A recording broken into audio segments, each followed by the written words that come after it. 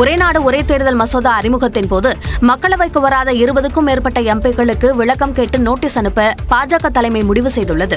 ஒரே நாடு ஒரே தேர்தல் மசோதாவை மக்களவையில் மத்திய அரசு நேற்று அறிமுகப்படுத்தியது. இதற்கு 269 எம்பிக்கள் ஆதரவாகவும் 198 உறுப்பினர்கள் எதிராகவும் வாக்களித்தனர். இதனைத் தொடர்ந்து நாடாளுமன்ற கூட்டுக்குழுவுக்கு மசோதா அனுப்பி வைக்கப்பட்டது. எனினும் அரசியல் சாசன திருத்த மசோதா என்பதால் இதற்கு 2/3 பங்கு உறுப்பினர்களின் ஆதரவு தேவை என்றும் அந்த அளவுக்கு பாஜக கூட்டணிக்கு கிடைக்கவில்லை என்றும் காங்கிரஸ் உள்ளிட்ட எதிர்க்கட்சிகள் விமர்சித்து வருகின்றன. இதனைத் தொடர்ந்து ஏற்கனவே விடுக்கப்பட்ட கொறடா உத்தரவையும் மீறி அவைக்கு வராத 20க்கும் மேற்பட்ட பாஜக எம்பிக்களுக்கு விளக்கம் கேட்டு நோட்டீஸ் அனுப்ப பாஜக தலைமை முடிவு செய்துள்ளதாக தகவல்கள் தெரிவிக்கின்றன. இவர்களில் ஒரு சிலர் மட்டும் கட்சியின் தலைமை கொறடாவிடம் முன் அனுமதி பெற்றதாக கூறப்படுகிறது. எனவே மீதமுள்ள எம்பிக்களிடம் விளக்கம் கேட்கப்படும் என்று கூறப்படுகிறது. மேலும் கூட்டணி கட்சிகளைச் சேர்ந்த 5 எம்பிக்களும் அவைக்கு வராதது குறிப்பிடத்தக்கது. பயணிகளுக்கு எளிதாக சேவைகள் கிடைப்பதை உறுதி செய்யும் வகையில் IRCTC சூப்பர் ஆப் என்ற புதிய செயலியை ரயில்வே அறிமுகம் செய்யவுள்ளது. ரயில் பயணம் தொடர்பான அனைத்து சேவைகளையும் ஒரே இடத்தில் வழங்குவதற்காக IRCTC சூப்பர் ஆப் வடிவமைக்கப்பட்டுள்ளது. இதற்கு முன்பு தனித்தனி இயங்குதளங்களில் கிடைத்த பல சேவைகளை இந்த ஒரு அப்ளிகேஷன் ஒன்றாக இணைக்கிறது. டிக்கெட் முன்பதிவு, பிளாட்ஃபார்ம் டிக்கெட் முன்பதிவு, கேட்டரிங் சேவைகள் மற்றும் பல அம்சங்களை IRCTC சூப்பர் ஆப் மூலம் அணுக முடியும். கூடுதலாக சரக்கு போக்குவரத்து போன்ற முன்பதிவு சேவைகளுக்கான வசதிகளும் இதில் அடங்கும். PNR நிலை சரிபார்ப்பு, ரயிலின் நிகழ்நேர நிலை கண்காணிப்பு, ரயில் அட்டவணையில் மாற்றம், சுற்றுலா சேவைகள் வசதியும் இந்த அப்ளிகேஷனில் வழங்கப்பட்டுள்ளது. UPI மற்றும் பிற எளிதான கட்டண முறைகளை பயன்படுத்தி டிக்கெட் மற்றும் பிற சேவைகளுக்கு கட்டணம் செலுத்தலாம். சூப்பர் அப்ளிகேஷன் டிசம்பர் மாதம் இறுதிக்குள் கிடைக்கும் என்று எதிர்பார்க்கப்படுகிறது. நாடு முழுவதும் உள்ள கோடிக்கணக்கான பயனர்களுக்கு பயனளிக்கும் வகையில் இந்திய ரயில்வே இந்த சூப்பர் ஆப் அப்ளிகேஷனை அறிமுகப்படுத்த உள்ளது. 100 நாள் வேலை உறுதியளிப்பு திட்டத்தில் வழங்கப்படும் அடிப்படை ஊதியத்தை உயர்த்தி வழங்க வேண்டும் என நாடாளுமன்ற நிலைக்குழு பரிந்துரை செய்துள்ளது. மகாத்மா காந்தி தேசிய ஊரக வேலை உறுதி திட்டம் எனப்படும் 100 நாள் வேலை திட்டம் தொடர்பாக நாடாளுமன்ற நிலைக்குழு நாடாளுமன்றத்தில் அறிக்கை தாக்கல் செய்துள்ளது. அதில் இத்திட்டத்தில் 2024-25 நிதியாண்டில் நாட்டில் சராசரியாக நாள் ஒன்றுக்கு 28 ரூபாய் வீதம் தொகை உயர்த்தப்பட்டுள்ளதாக தெரிவிக்கப்பட்டுள்ளது. அதிகபட்சமாக ஹரியானா மாநிலத்தில் நாள் ஒன்றுக்கு 374 ரூபாய் இந்த திட்டத்தில் வழங்கப்படுவதாகவும், குறைந்தபட்சமாக அருணாச்சல பிரதேசம் மற்றும் நாகாலாந்தில் 234 ரூபாய் தரப்படுவதாகவும் குறிப்பிடப்பட்டுள்ளது. 100 நாள் வேலைத்திட்ட பயனாளிகளுக்கான அடிப்படை ஊதியத்தை பணவீக்கம் உள்ளிட்டவற்றை கருத்தில் கொண்டு அமைக்க வேண்டும் என தெரிவிக்கப்பட்டுள்ளது. அதன்படி தற்போது வழங்கப்பட்டு வரும் தொகையை பணவீக்கம், விலைவாசி உள்ளிட்டவற்றை அடிப்படையாக கொண்டு உயர்த்தி வழங்க வேண்டும் என்றும் கேட்டுக் கொள்ளப்பட்டுள்ளது. அதேபோல ஊதியத்தை உரிய காலத்திற்குள் வழங்காமல் இருப்பதால் பயனாளிகள் அடையும் சிரமங்கள் குறித்தும் அறிக்கையில் சுட்டிக்காட்டப்பட்டுள்ளது.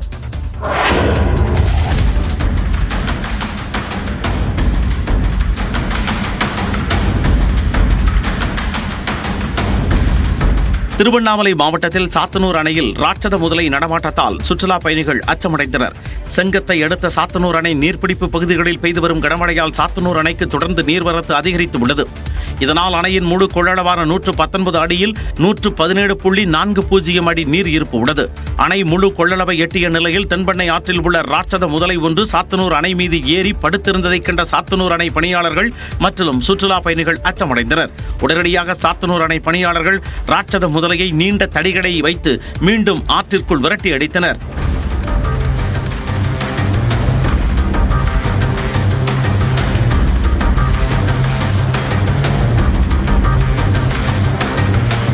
சாத்தனூர் அணை மீது ராட்சத முதலை படுத்திருந்த சம்பவம் சுற்றுலா பயணிகளை மிகுந்த அச்சமடைய செய்துள்ளது.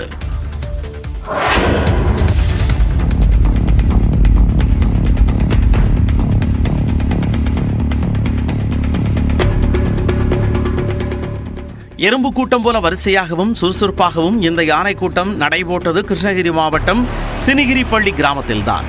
கடந்த வாரத்தில் கர்நாடக மாநிலத்தில் இருந்து இடம்பெயர்ந்து கிருஷ்ணகிரி சானமாவு கிராமம் அருகே முகாமிட்ட 35 யானைகளை வனத்துறையினர் வனப்பகுதிக்குள் விரட்டி அடித்தனர். இந்நிலையில்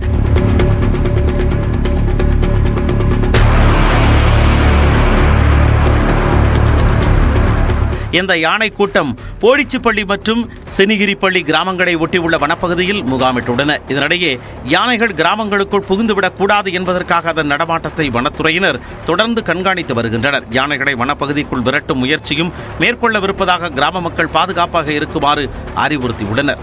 இந்நிலையில் இந்த கூட்டத்தில் இருந்து பிரிந்த ஒற்றை யானை சூளகுண்டா கிராமத்தில் 3 ஏக்கர் பரப்பளவிலான ராகி பயிரை துவம்சம் செய்துள்ளது. சென்னை துறைமுகத்தில் காரை பின்னோக்கி எடுத்தபோது கடலுக்குள் விழுந்ததில் நீரில் மூழ்கிய ஓட்டுநரை தேடக்கூடிய பணி தீவிரமாக நடைபெற்று வருகிறது. சென்னை ஜோகேந்தர் கந்தா என்ற கடற்படை வீரரை கொடுங்கையூரை சேர்ந்த முகமது சக்கி என்ற வாடகை கார் ஓட்டுநர் துறைமுகத்திலிருந்து காரில் அழைத்து சென்றார். அப்போது காரை பின்னோக்கி செலுத்திய போது ஓட்டுநரின் கட்டுப்பாட்டை இழந்த கார் கடலுக்குள் விழுந்தது. அப்போது கடற்படை வீரர் காரிலிருந்து கண்ணாடியை உடைத்து வெளியேறினார். மயக்கமடைந்த நிலையில் இருந்த அவரை கடற்படை வீரர்கள் மீட்டு ராஜீவ்காந்தி அரசு மருத்துவமனையில் அனுமதித்தனர். எனினும் கடலில் 85 அடி ஆழத்திற்கு கார் மூழ்கியது. அதில் ஓட்டுநர் முகமது சகி சிக்கிக் கொண்டார். தீவிர தேடுதலுக்கு பிறகு கார் மீட்கப்பட்டது.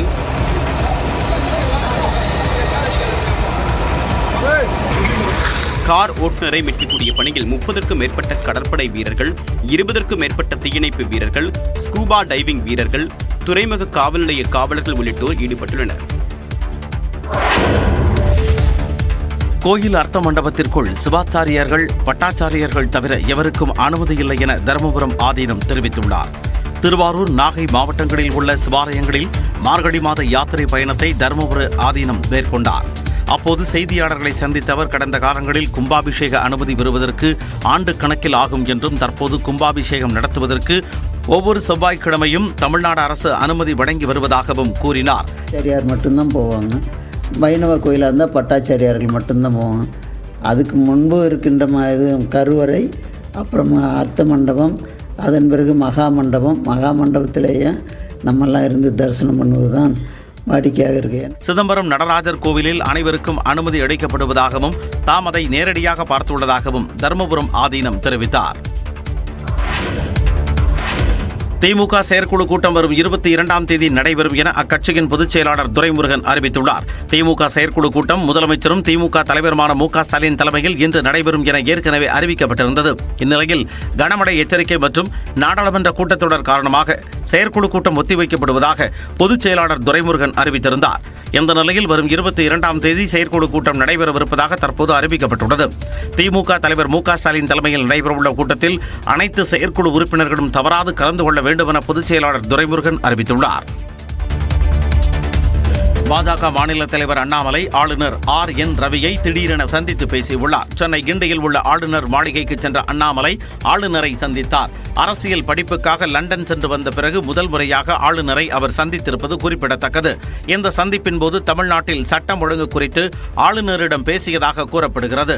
தமிழ்நாடு அரசு மீதான புகார்களை ஆளுநர் R.N. ரவியிடம் அண்ணாமலை அளித்திருக்கலாம் எனவும், கோவை குண்டுவெடிப்பு வழக்கில் முதல் குற்றவாளியான பாஷாவின் இறுதி ஊர்வலத்தில் ஏராளமானோர் கலந்து கொண்டது குறித்து ஆளுநருடன் அண்ணாமலை விவாதித்திருக்கலாம் எனவும் தகவல் வெளியாகியுள்ளது. கள்ளக்குறிச்சி கள்ளச்சாராய மரண வழக்கை சிபிஐ விசாரிக்க தடையில்லை என்று உச்சநீதிமன்றம் கூறியுள்ளது. கடந்த ஜூன் மாதம் கள்ளக்குறிச்சி மாவட்டம் கருணாபுரத்தில் கள்ளச்சாராயம் குடித்து 60க்கும் மேற்பட்டோர் உயிரிழந்தனர்.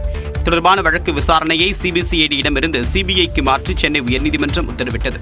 உயர்நீதிமன்றத்தின் உத்தரவை எதிர்த்து தமிழ்நாடு அரசு சார்பில் உச்சநீதிமன்றத்தில் மேல்முறையீடு செய்யப்பட்டது. இந்த வழக்கு உச்சநீதிமன்றத்தில் விசாரணைக்கு வந்தபோது தமிழ்நாடு காவல்துறை விசாரணையை முடித்துவிட்டதாக அரசு தரப்பில் வாதிடப்பட்டது.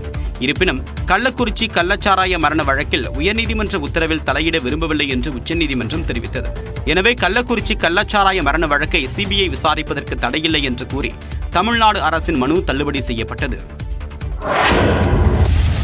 விருதுநகர் மாவட்டம் சாத்தூர் அருகே பட்டாசாலையில் பயங்கர வெடிவிபத்து ஏற்பட்ட நிலையில் தொழிலாளர்கள் உடனடியாக வெளியேறியதால் காயமின்றி தப்பினர். சாத்தூர் அருகே செவல்பட்டியில் ஜெயா கிருபா என்ற பெயரில் பட்டாசாலை செயல்பட்டு வந்தது. கருப்பசாமி என்பவருக்கு சொந்தமான இந்த பட்டாசு ஆலையில் திடீரென பயங்கர சத்தத்துடன் வெடி விபத்து ஏற்பட்டது. இதில் 3 அறைகள் இடிந்து தரைமட்டமாகின. தொழிலாளர்கள் அனைவரும் உடனடியாக வெளியேறியதால் காயமின்றி தப்பினர். தொடர்ந்து பட்டாசுகள் வெடித்து வந்த நிலையில் 3 வாகனங்களில் வந்த தீயணைப்பு படையினர் போராடி தீயை அணைத்தனர். அந்த வளாகத்தில் நிறுத்தப்பட்டிருந்த 3 வாகனங்கள் தீப்பிடித்து சேதமடைந்தன. இந்த சம்பவம் குறித்து வெம்பக்கோட்டை காவல் நிலைய காவலர்கள் விசாரணை நடத்தி வருகின்றனர். பரமக்குடி அருகே பள்ளி வளாகத்திற்குள் புகுந்து 4 வயது சிறுமியை தெரு நாய்கள் கடித்த சம்பவம் பரபரப்பை ஏற்படுத்தியது. ராமநாதபுரம் மாவட்டம் பரமக்குடி அருகே சரஸ்வதி நகரில் செயல்பட்டு வரும் தனியார் மேல்நிலைப் பள்ளியில் ஜெய்ஸ்வினி என்ற 4 வயது சிறுமி எல்கேஜி படித்து வருகிறார். இந்நிலையில் பள்ளியில் வகுப்பறையில் நேற்று கழிப்பறை செல்லும் போது பள்ளி வளாகத்திற்குள் கூட்டமாக வந்த தெரு நாய்கள் மாணவி ஜெய்ஸ்வினியை துரத்தி உள்ளது. அப்பொழுது பயந்து ஓடிய மாணவியை கடித்து முகத்தில் கொடூரமாக தாக்கியுள்ளது. பின்பு அருகில் இருந்த பணியாளர்கள் நாயை துரத்தி சிறுமியை மீட்டனர். இதில் முகத்தில் படுகாயங்களுடன் மீட்கப்பட்ட சிறுமி பரமக்குடி மாவட்ட அரசு தலைமை மருத்துவமனையில் சிகிச்சைக்காக அனுமதிக்கப்பட்டார். இதுகுறித்து பள்ளி நிர்வாகத்திடம் கேட்டபோது முறையாக பதிலளிக்காமல் அலட்சியமாக பதிலளித்துள்ளனர். இதனால் ஆத்திரமடைந்த பெற்றோர் பள்ளி நிர்வாகம் அலட்சியத்துடன் செயல்படுவதாகவும் தங்களது குழந்தைகளுக்கு பாதுகாப்பு இல்லை என்றும் குற்றம் சாட்டினர். பார்த்தா இவ்வளவு அஜாக்கிரதையா இருந்து என் பிள்ளைய பார்த்தா நாய் கடிக்க விட்டுருக்காங்க சார். என் பிள்ளை முகம் பூரா வறண்டு கிடக்கு சார். புள்ள முகம் பூரா பார்த்தா நாய் பல்லு தரம் பட்டு வறண்டு கிடக்கு சார். என் பிள்ளை எத்தனை ஊசி குத்தி வச்சிருக்காங்க சார். பாதுகாப்பு இல்லாத பள்ளிக்கூடத்தில் என்ன சார் படிக்க வைக்கிறது பிள்ளைங்கள? இந்த விவகாரத்தில் உரிய நடவடிக்கை எடுக்க வேண்டும் என பெற்றோர் கோரிக்கை விடுத்துள்ளனர். நீட் தேர்வை நேரடியாகவோ இணையவழி தேர்வாகவோ நடத்துவது குறித்து சுகாதார அமைச்சகத்துடன் பேச்சுவார்த்தை நடத்தப்பட்டு வருவதாக மத்திய கல்வி அமைச்சர் தர்மேந்திர பிரதான் நாடாளுமன்றத்தில் பேசியுள்ளார். கேள்வி ஒன்றுக்கு பதிலளித்த மத்திய அமைச்சர் தர்மேந்திர பிரதான் தேசிய தேர்வு முகமை அடுத்த ஆண்டு மாற்றியமைக்கப்படும் என்றார். தேசிய தேர்வு முகமை குறித்து பேராசிரியர் ராதாகிருஷ்ணன் தலைமையில் ஒரு குழு அமைக்கப்பட்டுள்ளதாகவும் அந்த குழு 23,000 பேரிடம் கருத்துக்களை கேட்டு 101 பரிந்துரைகளை வழங்கியிருப்பதாகவும் அடுத்த ஆண்டு முதல் உயர்கல்விக்கான நுழைவுத் தேர்வுகளை மட்டுமே தேசிய தேர்வு முகமை கவனம் செலுத்த உள்ளதாகவும் தர்மேந்திர பிரதான் கூறியுள்ளார். சேவை சார்ந்த பணியாளர்களை தேர்வு செய்வதற்கான தேர்வுகளை தேசிய தேர்வு முகமை நடத்தாது என்றும் அவர் கூறியுள்ளார். தேசிய தேர்வு முகமையில் புதிதாக 10 இடங்கள் உருவாக்கி அதற்கான ஆட்களை தேர்வு செய்யும் பணிகள் நடப்பதாகவும் தர்மேந்திர பிரதான் கூறியுள்ளார். வினாத்தாள்களை பாதுகாப்பாக வைத்துக் கொள்வதில் தேசிய தேர்வு முகமைக்கு எந்த சமரசமும் இருக்காது என்றும் வெளிப்படையாகவும் எவ்வித தவறும் நடக்காத வகையிலும் தேர்வுகளை தேசிய தேர்வு முகமை நடத்தும் என்றும் தர்மேந்திர பிரதான் தெரிவித்துள்ளார். மூன்றாவது டெஸ்ட் கிரிக்கெட் போட்டியில் இந்திய அணி 260 ரன்களுக்கு முதல் இன்னிங்ஸை இழந்த நிலையில் மழை காரணமாக ஆஸ்திரேலிய அணி இரண்டாவது இன்னிங்ஸை தொடங்குவதில் தாமதம் ஏற்பட்டுள்ளது. 5 போட்டிகளை கொண்ட இந்த தொடரில் இரு அணிகளும் தலா ஒரு போட்டியில் வெற்றி பெற்ற நிலையில் மூன்றாவது போட்டி பிரிஸ்பேன் மைதானத்தில் நடைபெற்று வருகிறது. இதன் முதல் இன்னிங்ஸில் ஆஸ்திரேலிய அணி 445 ரன்களை குவித்தது. இதனைத் தொடர்ந்து ஆடிய இந்திய அணி தொடக்க முதலே திணறியது. KL ராகுல் மற்றும் ரவீந்திர ஜடேஜாவின் அரை சதங்களால் ஃபாலோ ஆனை இந்திய அணி தவிர்த்தது. போட்டியின் கடைசி நாளான இன்று 9 விக்கெட்டுகள் இழப்பிற்கு 252 ரன்கள் என்ற ஸ்கோருடன் இந்திய அணி ஆட்டத்தை தொடர்ந்தது. எனினும் 31 ரன்களில் ஆகாஷ்தீப் ஆட்டமிழந்தார். இதனால் 260 ரன்களுக்கு இந்திய அணி தனது முதல் இன்னிங்ஸை இழந்தது. முதல் இன்னிங்ஸில் 185 ரன்களை ஆஸ்திரேலிய அணி கூடுதலாக பெற்றுள்ளது. எனினும் மழை காரணமாக அந்த அணி இரண்டாவது இன்னிங்ஸை தொடங்குவதில் தாமதம் ஏற்பட்டுள்ளது.